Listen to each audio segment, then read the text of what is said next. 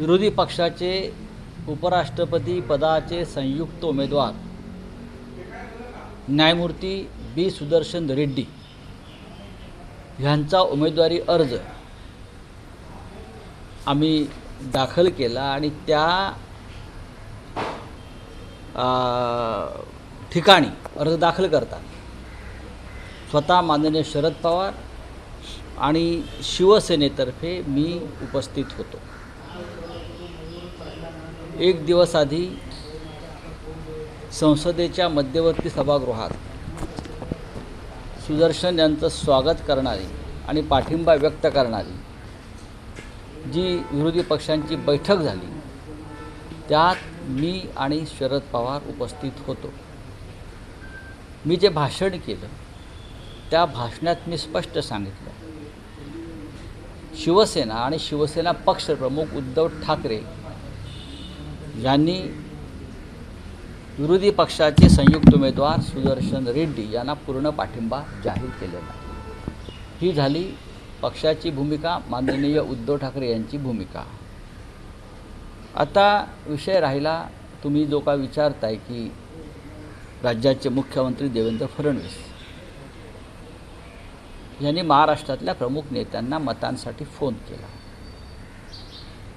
किंवा राजनाथ सिंग जे defence minister आहेत ते राष्ट्रीय पातळीवरती बोलत आहेत, अशा प्रकारच्या दूरध्वनीचा ज्याने एक ठाम भूमिका घेतलेली आहे हुकुमशाही विरुद्ध लढण्याची किंवा जे संविधान पायदळी तुडवून आमदार फोडणं, पक्ष फोडणं, दहशत निर्माण करणं, अशा लोकांच्या विरोधात आमच्यासारख्या लोकांनी माननीय उद्धव ठाकरे साहेबांनी एक ठाम भूमिका घेतली आहे।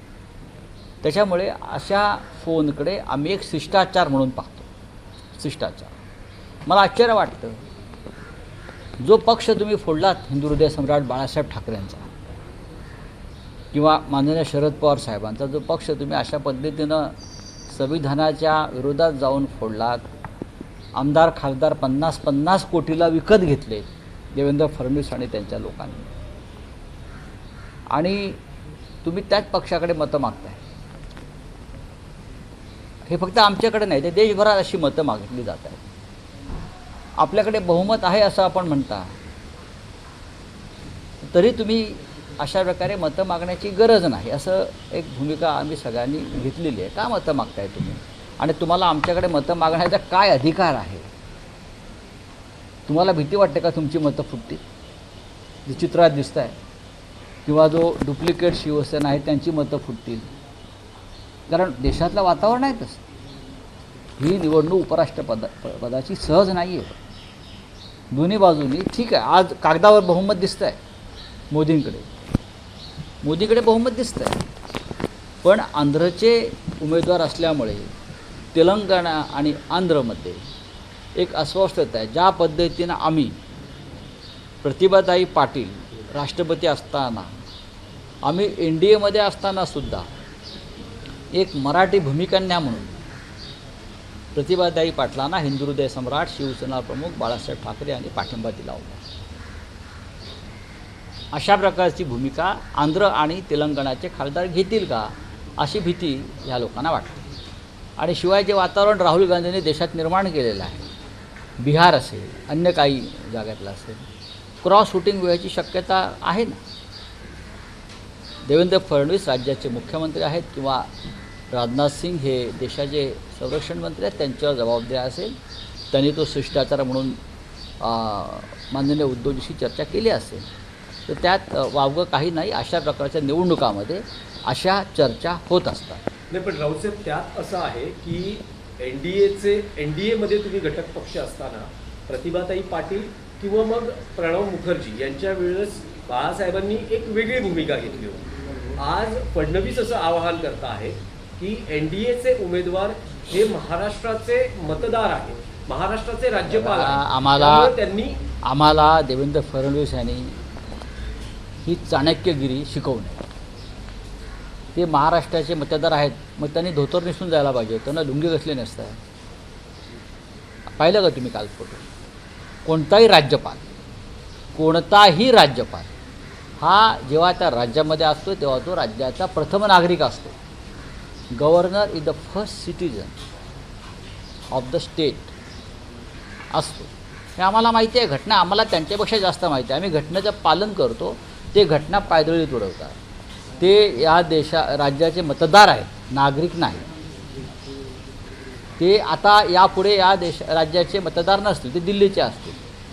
त्यांचं मूळ तामिळनाडूमध्ये आहे, कोइंबतूर. आम्हाला काय सांगताय देवेंद्र फडणवीस, तुम्ही काही सांगता.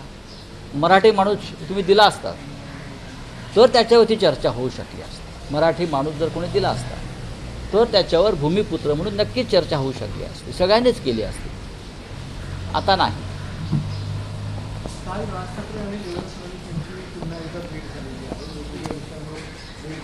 ज्या विषयावर राज ठाकरे आणि देवेंद्र फडणवीस यांची भेट झाली ते विषय आपल्या माननीय राज ठाकरे यांनी स्पष्ट केलेले आहेत. अशा विषयांवर त्या दोघांच्या भेटी वारंवार व्हायला पाहिजेत, किंवा आमच्याही व्हायला पाहिजे. हा जनतेच्या जीवनाशी निगडीत असे विषय आहेत.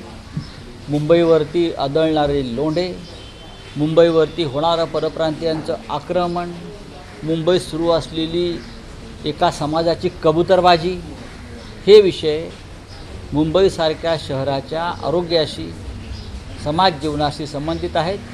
त्याच्यामुळे मी राज ठाकरे यांनी हे विषय मुख्यमंत्र्यांपुढे मांडले, त्याचं आम्ही स्वागत करतो. नाही, पण राऊतसाहेब त्यांनी जे विषय मांडले, पण दोन महाराष्ट्राचे मोठे नेते आहेत, राजकारणावर तर चर्चा होणं अपेक्षित आहे. झाली असेल ना. जेव्हा उद्धव ठाकरे आणि राज ठाकरे एकत्र येण्याच्या चर्चा किंवा तसे संकेत मिळत असताना फडणवीस आणि राज ठाकरे यांनीही भेटलं, मग काय त्यामध्ये काही राजकीय चर्चा? हे राज्याचे मुख्यमंत्री आहेत. देवेंद्र फडणवीस हे या राज्याचे मुख्यमंत्री आहेत. हे भाजपमधल्या एका गटाचे मुख्यमंत्री नाही आहेत. भाजपमध्ये गट खूप आहेत. ते भाजपमधल्या एका गटाचे मुख्यमंत्री नाही आहेत ना. ते या महाराष्ट्र राज्याचे मुख्यमंत्री आहेत. आणि त्यांच्यासाठी विरोधी पक्ष, सत्ताधारी पक्ष हे सगळे समान आहेत असं मी मानतो. आणि राज ठाकरे हे एका राजकीय पक्षाचे प्रमुख आहेत आणि ते त्यांना त्यांचे विषय घेऊन भेटले असतील. उद्या आम्हाला असं वाटलं की काही महत्त्वाच्या विषयावर ते आम्हाला भेटलं पाहिजे मुख्यमंत्र्यांना या महाराष्ट्राच्या. ती व्यक्ती नसून मुख्यमंत्री ही एक इन्स्टिट्यूट आहे, संस्था आहे, आणि त्यांना आम्ही भेटणं गरजेचं आहे. आणखी एक देशातला मोठा विषय जो आंतरराष्ट्रीय स्तरावरही गाजू शकतो तो म्हणजे भारत पाकिस्तान सामना. 14 सप्टेंबरला आशिया चषक आहे, त्यात भारत विरुद्ध पाकिस्तान हा सामना होतोय. आणि आज सामनामध्येही ज्या पद्धतीनं बातमी आलेली आहे, पंतप्रधान मोदींनी म्हटलं होतं की रक्त आणि पाणी हे एकत्र सिंधू जल नाही. पण आता अमित शहांचे पुत्र हे क्रिकेटचे सूत्रधार असल्यामुळे आणि त्याच्यामध्ये बेटिंगपासून चिटिंगपर्यंत सगळे खेळ असल्यामुळे पैशांचे, क्रिकेट आणि रक्त हे मैदानावर तुम्हाला एकत्र दिसेल. हे ढोंग आहे. भारतीय जनता पक्षाने त्यांच्या सरकारचं हिंदुत्व आणि राष्ट्रभक्तीचं ढोंग ह्या क्रिकेटच्या सामन्यामध्ये उघडं पडलेलं आहे. हे सामने जर महाराष्ट्रात किंवा देशात झाले असते तर आमच्या शिवसेनेनं ते उधळून लावले असते. बाळासाहेब ठाकरेंची भूमिका होती. हिंमत असेल तर महाराष्ट्रात देशामध्ये हे सामने घ्या, मग आम्ही तुम्हाला दाखवतो. तुमच्यात दम नाही आहे. तुम्ही पळवाटा शोधता कारण तुमचे पैसे त्याच्यामध्ये गुंतलेले आहेत. हा तुमची गुंतवणूक आहे, तुमचा जुगार त्याच्यामध्ये आहे. खरं म्हणजे जिथे सामने होणार आहेत तिथे जे 26 महिलांचं कुंकू पुसलं त्यांच्या कुटुंबियाने घेऊन जा दाखवायला. आम्ही पाकिस्तानशी कशा प्रकारचं युद्ध करतो मैदानावर ते दाखवण्यासाठी घेऊन जा. ज्या ऑपरेशन सिंदूरचं कौतुक काही महिला करत होत्या, ज्यांनी आपले पती गमावले, भाऊ गमावले, त्यांच्या भूमिका याच्यामध्ये येणं गरजेचं आहे.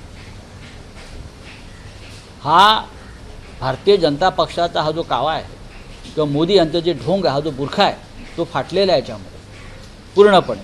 हे जर इतर कोणी केलं असतं तर भारतीय जनता पक्षाने आणि मोदींनी बरं का थैथाट केला असता, अंगावरचे कपडे काढून नागडे नाचले असते या रस्त्यावर. हिंदुत्वाच्या नावानं, राष्ट्रभक्तीच्या नावानं.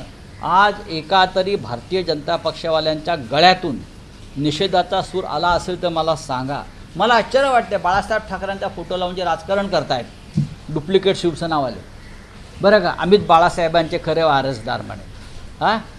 यांच्या ढुंगणावर लाता मारल्या पाहिजे.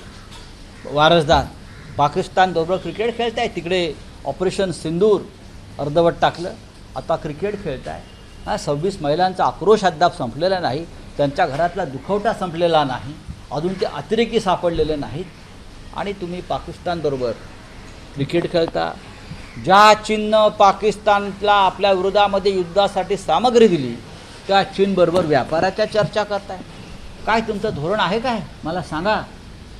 नरेंद्र मोदी, अमित शहा, राजनाथ सिंग, देवेंद्र फडणवीस, बरं का, यांचा हिंदुत्ववाद हा नकली, ढोंगी आणि बकवास आहे, आणि हे राष्ट्रभक्तीचे आणि राष्ट्रप्रेमाचे मारेकरी आहे.